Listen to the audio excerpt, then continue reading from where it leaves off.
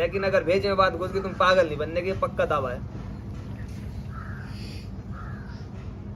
क्या कहा मैंने? किसी का कोई परिजन बीमार है, कोई कोर्ट कचहरी है, कोई कर्ज है, कोई कुछ है, कोई कुछ है, वो तो आ रखा उस चक्कर में परेशान होके। लेकिन जो ये तांत्रिक ओझा, जब भाई साहब भगत जी, और मैं किसी का अपमान नहीं कर रहा, ब्राह्मण लोग भी आजकल ऐसे ही हो गए अधिकांश। उन्हें मतलब नहीं है आपका कोई बच्चा बीमार है, आपके कोई माँ बाप बीमार है, पति बीमार है, पत्नी बीमार है, या आप किस परेशानी में फंसे, उन्हें मतलब नहीं है। उन्हें पता है कि आप उनके पास बैठ गए हो आगे, कुछ भी नहीं, कुछ भी नहीं, 1000, 500, 500, 5000, 10,000, जो भी आपकी क्षमता, सामने वाले क्वालिटी लेगा ही लेगा। आप चाहे कर्ज लेके ला रखे हो, उसे मतलब नहीं है। और ये तब तक ऐसा धंधा चलेगा जब तक आप समझदार नहीं होने के, आप पूजा पाठ नहीं करने के, तब तक ऐसा ही धंधा चलेगा। यहाँ रखे हो, कहीं और जा रखे हो, 10 रुपए चावल में रखना, जहाँ का नाम सुनना तहाँ आपको जाना, बुरा मत मानना। कब तक जाओगे, कब तक दिखाओगे, कोई समाधान नहीं है मेरी नजर में। तुम बेवकूफ हो,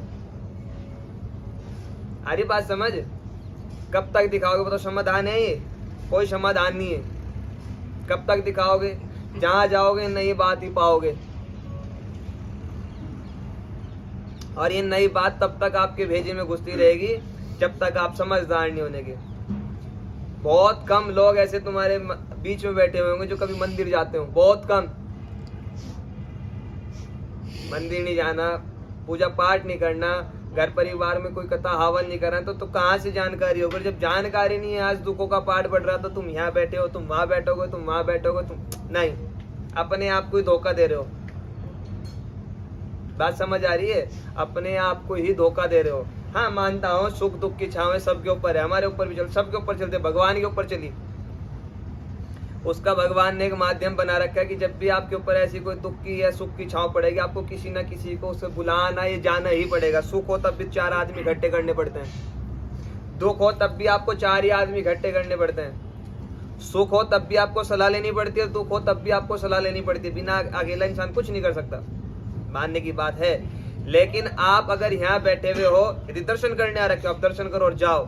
यदि आप किसी समस्या को लेके आ रखे तो फिर आप समस्या लेके आ रखे, आप समस्या बताओ मत।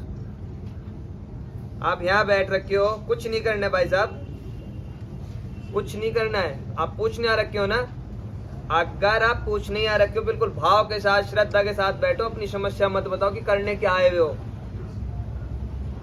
आ रहा है समझ?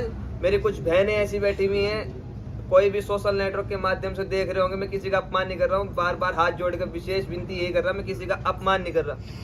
बड़ा दुख होता है, जो भी मेरे भाई बहन या मेरी बहन जो भी इस काम को कर रहे हैं, बैठे हुए हैं, अधिकांश उनमें से 90% ऐसे हैं वो लोग, व्यक्ति, कि उन्हें मतलब नहीं है दूसरे के दुख से, मतलब नहीं है उन्हें दूसरे की परेशानी से, उन्हें वही है बाल खोलने हैं। शुरू किया और तुम लोग जो है दुख के मारे समझो, चाहे कर्म के मारे समझो, चाहे दिमाग के मारे हुए समझो, तुम्हें तुरंत से एकदम माता रानी बच्चे नहीं हो रहे। अब माता को बोल देना कोक बांधी की, ये बोलते हैं कोक बांधी। और मैं उन लोगों को बोलता हूँ, मुंह मांगा इनाम देने को तैयार। जहाँ कहीं भी कोई भी व्यक्ति यहाँ बैठे सुन रहे हो, जो अपने घर में जो भी लाइव दरबार देख रहे हो, मुंह मांगा इनाम देने को तैयार। ये उंगली बांध के दिखा दो, ऐसा ऐसा होनी बंद हो जाए, कोक तो बांधना बहुत दूर की बात।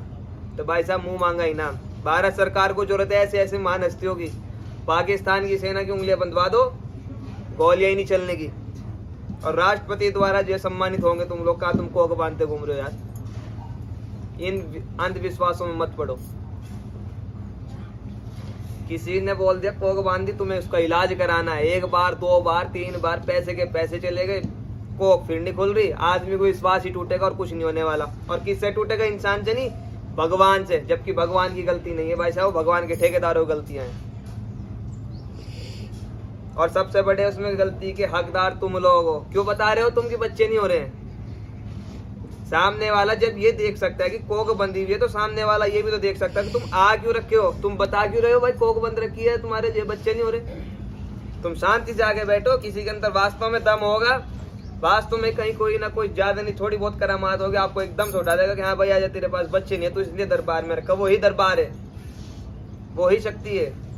और आ भी रहे हो हाथ भी जोड़ने, 10-500 रुपये किराया लगा के आना, ठंड में सुबह सुबह नंबर लिखवाने के लिए जल्दी जल्दी भागो, और आके फिर बताओ कि बच्चा नहीं हो रहा। तो बेवकूफ तुम हो, सामने वाला तो बैठा ही तुम्हें पागल बनाने के लिए, तुम बन क्यों रहे हो? अब ऐसे ही 1 बार होगा, 2 बार होगा, 3 बार होगा, 4 बार होगा। जब 5 बार आप परेशान होके फंस गए हो ना, आप नहीं जाने वाले कहीं। आपका विश्वास टूट जाएगा भगवान से भी और उन देवी देवताओं से जिनके दरबार में आप जा चुके हो। आप बोलोगे ये वाली माता भी मान ली, कुछ नहीं हुआ, वो देवता भी मान लिया, कुछ नहीं हुआ, पितृ पूजा कर ली, कुछ नहीं हो रहा, फलाना कर लिया, कुछ नहीं हो रहा, ढिमकाना कर लिया, कुछ नहीं हो रहा है। आ रही बात समझ? गलती भगवान की नहीं है, गलती है ठेकेदारों की। तब आप क्या करते हो? हमारे ही बीच में अब कुछ लोगों को बड़ी दिक्कत होगी, भाई साहब लाइव चल रहा है दोस्त, तब ठीक है, तो बड़ा कमाल का आदमी है। अब कुछ लोगों को बड़ी दिक्कत होगी मेरी बात से। हमारे ही बीच में माइंड वॉश करने वाले कुछ व्यक्ति बैठे हुए हैं आसपास हमारे कॉलोनी, घर, गांव में। जब 4-5 बार आप लुट जाते हो, वो आपको जो ऐसा माइंड वॉश करते हैं, आपको हिंदू हो, आप हिंदू ही नहीं रहते। फिर आप हिंदू हो, आप हिंदू ही नहीं रहते। क्यों? देवी देवता छोड़ दिया जी हमने। क्यों भाई? क्यों छोड़ दिया? कि सत्संग ले लिया।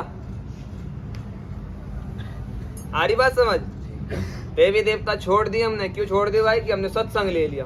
बताओ यार, क्या मूर्खता वाली बात है। सत्संग तो वो लोग लेते हैं जिसने देवी देवता पहले छोड़ रखे हो, और सत्संग लेने के बाद देवी देवता अपनाए, वो देवी देवता का जो है त्याग नहीं करते हो, अपनाते हैं। आ रही बात समझ? क्या करते हैं लोग? हमने पूजा पाठ करना छोड़ दिया, हमने देवी देवता छोड़ दिया। क्यों छोड़ दिया भाई? कि सत्संग ले लिया जब हमने। सत्संग का मतलब भी पता है क्या होता है? सत्संग वो व्यक्ति लेते हैं जिनको भगवान की पूजा की, पाठ की, आध्यात्म की नॉलेज ही नहीं है। किसी गुरु की संगति में गए, किसी के दरबार में गए, वहां से कोई मंत्र लिया, कोई दीक्षा ली, और उसके बाद जब भगवान की पूजा पाठ करना शुरू किया, वो सत्संग होता है। ना कि सत्संग छोड़ने वाला सत्संग है, माइंड वॉश का नतीजा। और जो इस लाइन के लोग हैं, उनके लुटे हुए, उनके मारे हुए लोग, वो जाते हैं उधर। और बुरा मत मानना भाई साहब, तीसरी सबसे बड़ी कहानी कहाँ खराब हो रही है? जो रेलवे स्टेशन, बस स्टैंड पे जो बुके फेंक रहे हैं ना लोग। अब जो नहीं गए हुए उनको खुले शब्दों में होता ईसाई। पैसे का लालच, काम काज का लालच और धर्म परिवर्तन। तो दरबार इसलिए लग रहा है ना कि कोई आपकी भीड़ इकट्ठा करने के लिए। मुझे शौक नहीं है, ना मेरा कोई प्रोफेशनल काम है। कोई घर परिवार से वाकिफ हो तो सब अच्छी तरीके से जानते हो, भगवती कृपा सब कुछ है, कोई चक्कर ही नहीं है। ये दरबार सिर्फ 2 ही कारण लग रहा है। पहला कारण अपना हिंदुत्व, दूसरा कारण बेसहाराओं के लिए सहारा। वो चाहे आपकी गरीब लड़कियां हो जिनकी शादी होगा योजना। कल शादी थी दरबार में, कल शादी थी दरबार में। इसलिए दरबार लग रहा है कि किसी बिचारी को मजबूरी में किसी बुजुर्ग के साथ शादी ना करनी पड़े, किसी माँ बाप को, किसी भाई को अपनी बेटी की शादी में कोई जमीन ना बेचनी पड़े, कोई कर्ज ना लेना पड़े। ये बहुत दुख की बात है। किसी की 3 लड़कियां हैं, किसी की 4 लड़कियां हैं, खाने को शाम को रोटी का जुगाड़ नहीं, शादी कहाँ से करेगा? और उन लोगों को बेचारों कर्ज भी कोई नहीं देता। कर्ज भी लोग उसे दे रहे जिसको जरूरत नहीं है। जिसको जरूरत नहीं है उसे कर्ज बैंक भी देने को बैठा, फोन कर करके बोलता लोन ले जा लो। और जिसको जरूरत है तो चक्कर काटता रहे। आफत वाली बात होगी है। वो कहाँ से शादी करेगा? और मजबूरी में क्या आता है, 18-20 साल की लड़की की शादी 40-40 साल के व्यक्तियों के साथ शादी हो रही। बहुत दुख की बात है। दरबार उनके लिए लग रहा है, दरबार उनके लिए लग रहा है। आप जैसे जैकेट, कोट,